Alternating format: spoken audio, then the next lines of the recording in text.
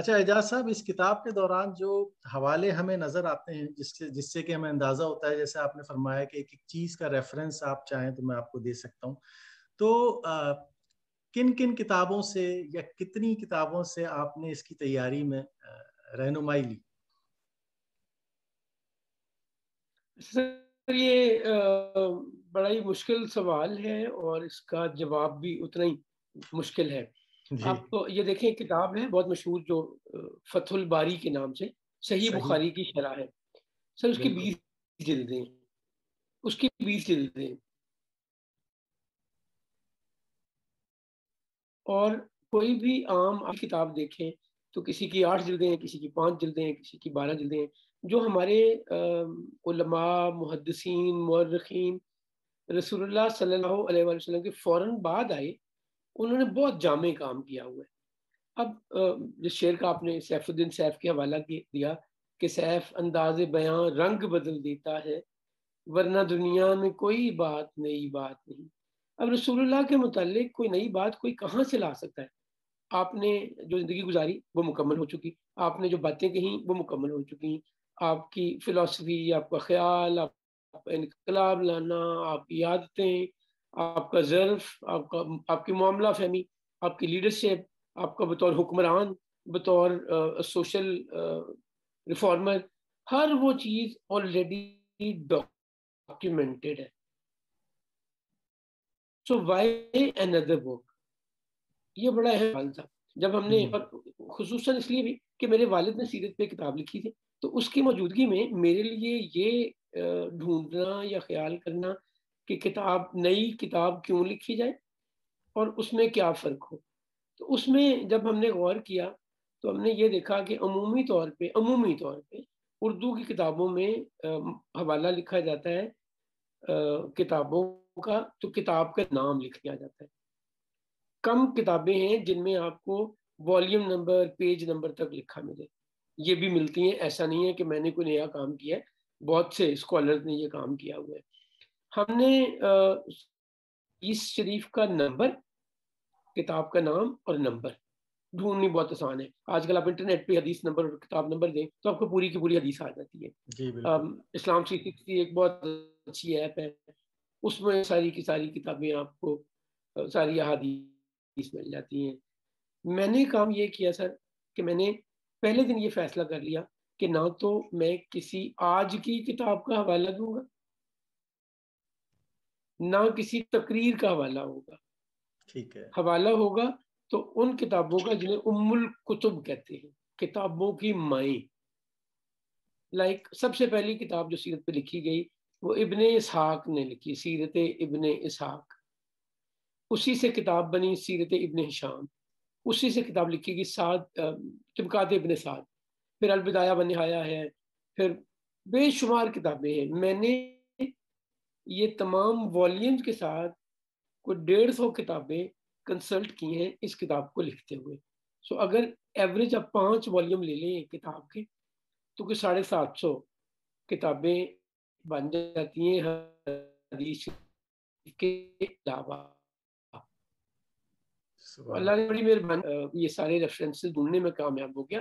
یہاں پہ میں ایک دلچسپ بات بتاتا ہوں فصیح صاحب، اور جو کوئی دیکھ رہے ہیں ان کے لیے بھی.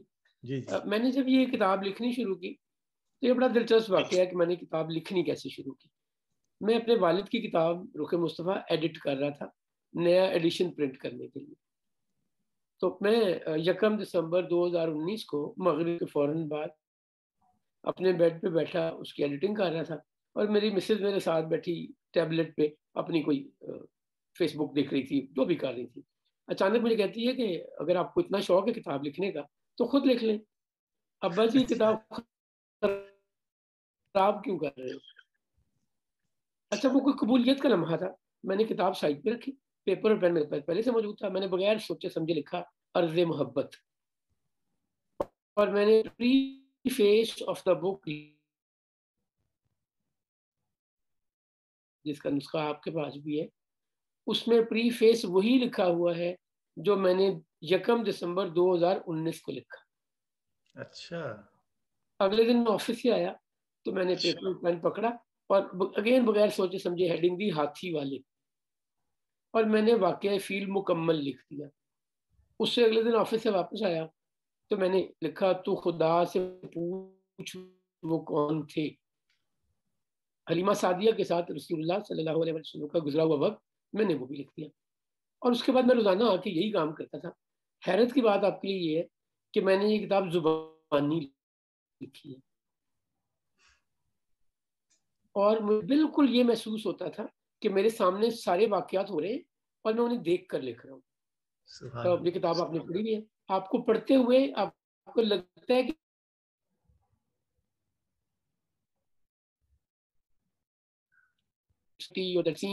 اور پھر آپ کی ایموشنز بھی اس پہ اسی طرح اٹیچ ہو جاتی ہیں. اب اسی طرح یہ کتاب سر لکھی گئی. تو جو بیسک سوال تھا آپ کا, میں نے کوئی اوور 150 بکس. اس کے علاوہ ایک اور چیز ہے, ہم جب ریفرنس دیتے ہیں نا بائبل کا یا تورات کا, تو ہم لکھتے ہیں تورات اور حوالہ لکھ دیتے ہیں. ہمارے لیے تورات یا انجیل کافی حوالہ ہے. سر میں نے اس کام کے لیے سیرت پہ کام کرتے ہوئے انجیل اور تورات بھی پڑھی اور ڈائریکٹ حوالے وہاں سے لیے. جس طرح ہم قرآن کریم کا حوالہ سورہ نمبر آیت نمبر لکھتے ہیں, اسی طرح میں نے بک جو بائبل کی بکس ہیں, بکس ان کا چیپٹر نمبر ورس نمبر تمام مکمل نوٹ کیے ہوئے اور دیے ہوئے. یہ چیزیں اس کو معتبر بناتی ہیں کتاب کو. بالکل, یہ تو بات آپ نے جس طرح سے بتائی تو میں تو یہی کہنا چاہوں گا سب دیکھنے والوں کو کہ آپ اندازہ کر سکتے ہیں کہ کتنی محنت سے ایک عام پڑھنے والے کے لیے اس کتاب کو مرتب کیا گیا ہے اور ہر لحاظ سے ایک لائق مطالعہ یہ کتاب ہے. آپ لوگ اس کا ٹائٹل بھی دیکھیں تو بہت ہی خوبصورت اس کا ٹائٹل ڈیزائن ہوا ہے. اور اس کتاب کی جو جس طرح سے اس کو معتبر بنانے کے لیے مزید اگر آپ کچھ اس میں سننا چاہیں تو میں آپ کو بتاتا ہوں کہ اس کتاب کے بارے میں جن شخصیات نے اپنی رائے کا اظہار فرمایا ہے, اور اس کتاب میں بھی ان میں سے بہت سے حضرات کی رائے موجود ہے. اس میں پروفیسر احمد رفیق اختر ہیں, ان کا نام کسی تعارف کا محتاج نہیں ہے. پروفیسر ڈاکٹر احمد القاضی جو کہ صدر ہیں شعبہ اردو جامعہ الازہر مصر قاہرہ کے. معروف کالم نگار جناب ہارون الرشید ہیں. ڈاکٹر طاہر حمید Tanoli deputy director Iqbal academy ہیں. پیر محمد امین الحسنات شاہ مولوی عبد الوہاب جو قرآن اکیڈمی لاہور سے تعلق رکھتے ہیں. محمود احمد کنگن پوری, آغا سید حسن رضا ہمدانی, شیخ الحدیث مولانا محمد انوار الحق حقانی اور کافی اور لوگ بھی اس میں شامل ہیں. تو اسی سے اندازہ ہو سکتا ہے کہ اس کتاب کی کتنی زیادہ اہمیت ہے. اچھا, اب آپ کی نظر میں اعجاز صاحب اس کتاب کی, ویسے تو ظاہر ہے کہ ہر انسان کے لیے اور ہر اردو پڑھنے والے کے لیے یہ کتاب ریکمینڈیڈ ہے کہ سب اس کو پڑھیں, لیکن آپ کی نظر میں کوئی ٹارگٹ آڈینس یا کوئی مخصوص ایسے لوگ تھے جن کے لیے آپ نے یہ کتاب لکھی, یا کیا آپ کہنا چاہیں گے اس حوالے سے؟ سر اس کتاب کو میں بار بار کہتا ہوں کہ یہ عام آدمی کے لیے کتاب لکھی گئی ہے اور ایک عام آدمی نے لکھی ہے. میرا کوئی کریڈینشل نہیں ہے. میرا کریڈینشل یہ کتاب ہے, اس سے پہلے میرا کوئی کریڈینشل نہیں ہے. میں بالکل عام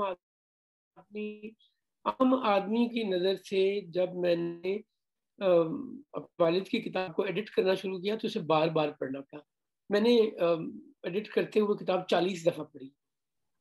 آپ یقین کریں مجھے 40 دفعہ میں سے 40 دفعہ رسول اللہ کی ذات اقدس میں کچھ اور سمجھ آئی بات, اور بلندی پہ ان کی ذات نظر آئی. ہم جانتے ہی نہیں ہیں ان کے بارے میں. ہمیں انفارچونیٹلی ہم ایک ریلیجیس اسکالر رسول اللہ کو جانتے ہیں, ہم ایک ریلیجیس امام جانتے ہیں رسول اللہ کو. وہ بہت بڑے سیکولر لیڈر ہیں, وہ بہت اعلیٰ انسان, ایک معاشرے کو بنانے والے انسان ہیں. تو جب ان چیزوں کو میری نظر سے گزری یا مجھے خیال آیا, اللہ نے مجھے یہ سمجھ دی, تو میں نے اس کتاب کو لکھنا شروع کیا. ہاں, میرے ذہن میں نوجوان نسل ٹاپ پرائورٹی پہ رہی کہ ان کو یہ کتاب کے دور میں دیکھیں ہم کر کیا رہے ہیں. ہم عام آدمی کے لیے کتاب نہیں لکھ رہے, عام نوجوان کے لیے کتاب نہیں لکھ رہے. جب وہ کتاب اٹھاتا ہے جو کسی بڑے اسکالر نے لکھی ہوتی ہے, اس کو لفاظی نہیں سمجھ آتی, زبان نہیں سمجھ آتی, وہ بڑی خوبصورت ہوتی ہے, بڑی شاعرانہ ہوتی ہے, اور بہت اچھے الفاظ استعمال کیے ہوتے ہیں جن کا لفظ سن کے ہی آپ کو پورا پیراگراف سمجھ میں آ جاتا ہے، بٹ جب تک میں وہ لفظ سمجھتا نہیں ہوں میں اس کا مزہ بھی نہیں لے سکتا، میں آگے بھی نہیں جا سکتا۔ نتیجہ تو وہ بچے کیا کرتے ہیں، سب ویسٹرن رائٹر کی لکھی ہوئی کتاب پڑھتے ہیں۔ اب میں نے اپنے بچوں کو ویسٹرن رائٹر جو کہ نان مسلم ہیں ان کے حوالے کر دیا، جن کا سب سے بڑا مسئلہ یہ ہے کہ وہ رسول اللہ کو ایک عظیم انسان تو مانتے ہیں، اللہ کا رسول نہیں مانتے۔ وہ قرآن کو رسول اللہ کی لکھی ہوئی کتاب مانگتے ہیں، وہ یہ سے اللہ ہوا کلام نہیں مانتے۔ تو میں تو وہ رسک لے رہا ہوں اپنے بچوں کو ان کی زبان میں مٹیریل نہ دے کر، کتاب نہ دے کر، وہ رسول اللہ کو ایک اور نظر سے دیکھیں جو پریجوڈس رکھتی ہے، جس کا اپنا ایجنڈا ہے۔ تو یہ بنیادی مرکزی خیال اگر اس کتاب کی لکھتے ہوئے رہا تو یہ رہا کہ بچوں کو وہ کتاب، اچھا ایک اور چیز سنیے، جو آج کا نوجوان ہے نا وہ میری آپ کی طرح معجزہ نہیں مانتا، وہ لاجیکل چیزیں ڈھونڈتا ہے، صحیح کہہ وہ رہے ہیں۔ مٹیریل چیزیں ڈھونڈتا ہے۔ اور جب اسے رسول اللہ کی ذات اقدس سمجھ آ گئی، اس کی عظمت سمجھ میں آ گئی، ان کا کیریکٹر سمجھ میں آ گیا، ان کی اچیومنٹ سمجھ میں آ گئی، ان کا معاملہ فہمی، ظرف، لیڈرشپ سمجھ میں آ گئی نا، پھر معجزہ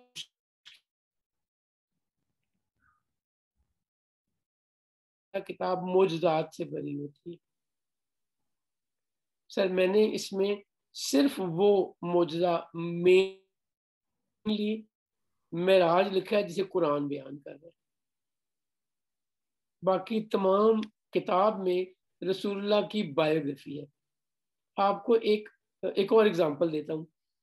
جب رسول اللہ صلی اللہ علیہ وآلہ وسلم اپنی والدہ پہ واپس آتے ہوئے 6 سال کی عمر میں ابوا کے مقام پہ رسول اللہ کی والدہ کی ڈیتھ ہو جاتی ہے۔ اب اگر آج ہم اسے دیکھتے ہیں نا تو ہم دیکھتے ہیں اللہ کا رسول، نبیوں کا سردار، عظیم ترین انسان کی والدہ کی ڈیتھ ہو گئی، he was brave enough to face it, but please consider it, he was 6 years old جب ان کے والد ان کے پیدا ہونے سے پہلے ڈیتھ ہو چکی تھی۔ راستے پتہ نہیں کتنے دن اور گھر جانے کو لگیں گے، والا دلاسا دینے والا پاس نہیں ہے، اگر کوئی پاس ہے تو ام ایمن، جو کی عمر اس سے کتنی 16 سال 16 سال کی آج کے حساب سے بچی کیا دلاسا دے سکتی ہے ایک 6 سال کے بچے کو؟ اور جب بات کرتے ہیں سیدہ آمنہ کی،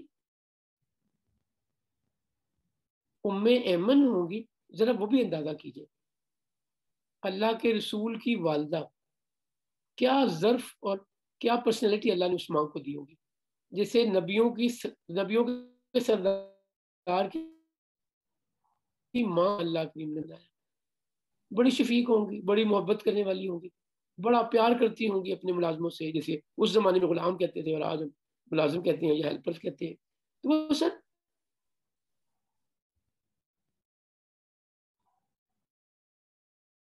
کے فوت ہونے کی، دنیا سے رخصت ہونے کی، اس بیچاری کے لیے تو خود سنبھلنا مشکل ہے 16 سال کی عمر میں، اور اب وہ اس ویرانے ایک بچے کو آئیں گی، ذرا اس کو محسوس کر کے دیکھیں۔ تو میں نے کوشش یہ کی ہے کہ جب ہم جس دور کی بات کر رہے ہیں اس دور کا حوالہ موجود ہو، اس دور کا کیریکٹر موجود ہو۔ ایک اور میں آپ کو بتاتا ہوں، ہمیں بعض اوقات کتابوں میں القاب میں کچھ بریکٹ کا استعمال کر کے اور کچھ اپنی لکھنے میں ہم ڈائلاگ ہی بدل دیتے ہیں۔ میں اگزامپل دیتا ہوں، ابو جہل کا ڈائلاگ، رسول اللہ سے کہا یا رسول اللہ بریکٹ میں صلی اللہ علیہ وآلہ وسلم، میں آپ کو نعوذ باللہ بریکٹ میں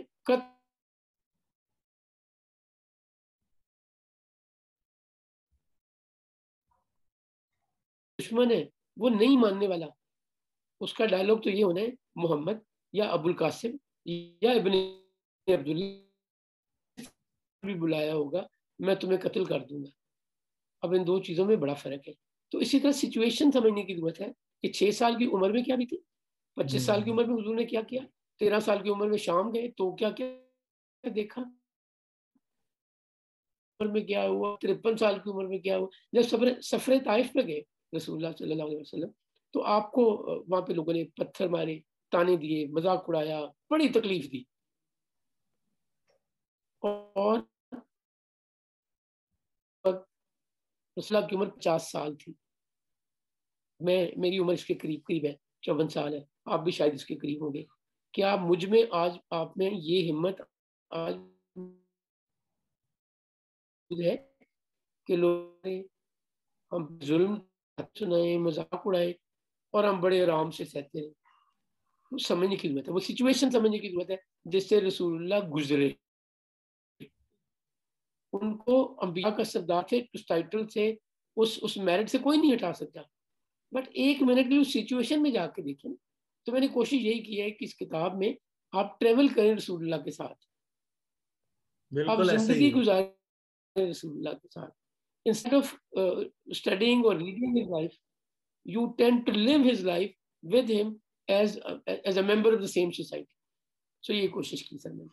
بالکل اس میں بہت سارے واقعات. وہی بات ہے کہ جب میں اس کتاب کو پڑھ رہا تھا میں نے پہلے سوچا کہ میں ان کو بھی گفتگو میں شامل کروں، لیکن وہ بعض اوقات وہ پھر آپ کے ایموشن سے اوپر ہو جاتے ہیں، وہ بڑا مشکل ہو جاتا ہے کہ اس طرح کی چیزوں کو پڑھنا. آپ نے بہت ساری چیزیں اس میں اتنی خوبصورتی سے بیان کی ہیں، جو رسول اللہ صلی اللہ علیہ وسلم کی ولادت کا معاملہ ہے وہ، اور اس کے علاوہ ابتدائی دنوں میں جو لوگ ایمان لے کر آئے ان سب کی جو آپ نے ایک شخصیت کا تعارف اس میں پیش کیا ہے وہ بڑے خوبصورت طریقے سے آپ نے پیش کیا ہے. پھر واقعات اور جو ڈائلاگس کی آپ نے بات کی، جس طرح سے وہ سارا کچھ ہو رہا ہے، تو واقعی وہ آپ اس کے اندر چلے جاتے ہیں، آپ کو لگتا ہے کہ it's all happening around you, وہ آپ کے آس پاس ہی وہ ساری چیزیں ہو رہی ہیں. تو یہ واقعی اس کی بہت خوبصورتی ہے اس کتاب کی.